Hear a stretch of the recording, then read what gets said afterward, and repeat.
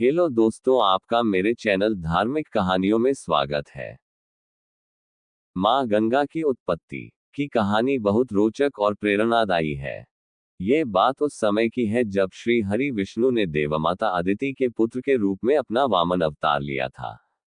उस समय धरती और स्वर्ग लोक के अधिपति दैत्यराज बलि थे। वह अपने गुरु शुक्राचार्य के बताए मार्ग पर चलते हुए निरंतर चलने वाले यज्ञ करवाते थे और गरीबों एवं ब्राह्मणों को दान देते थे। उन्हें अपने दानवीर होने का अहंकार था।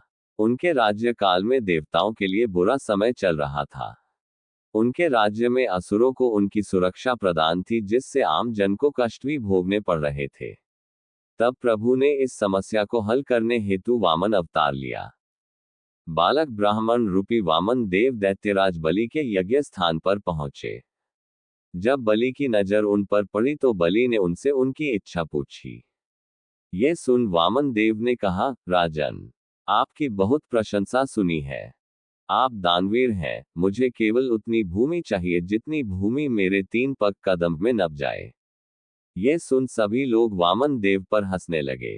महाराज बलि भी अहंकार में आकर हंस पड़े।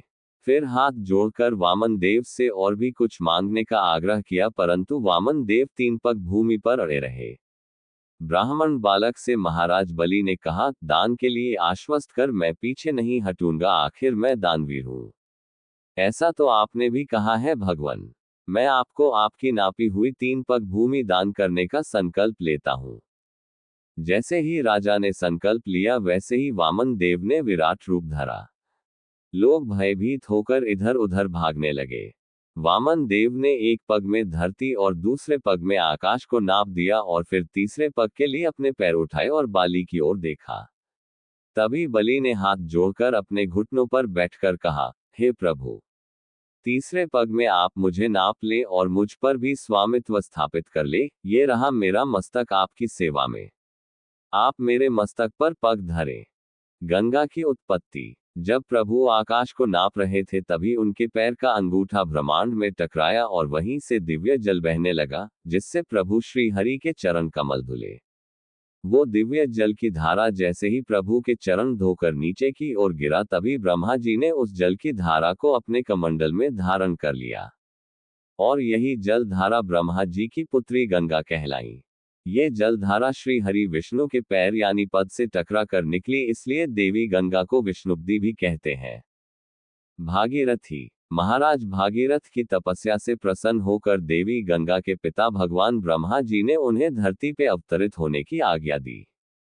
किंतु देवी गंगा की जलधारा के वेग को सहने की क्षमता धरती में नहीं थी, इसलिए कैलाशपति प्रभु शिव ने उन्हें अपने जटाओं में धारण किया और इसलिए देयादि देव महादेव को गंगाधर भी कहते हैं। महाराज भागीरथी की तपस्या से प्रसन्न होकर उन्होंने अपनी एक जटा खोल देवी गंगा को धरती पर आने दिया।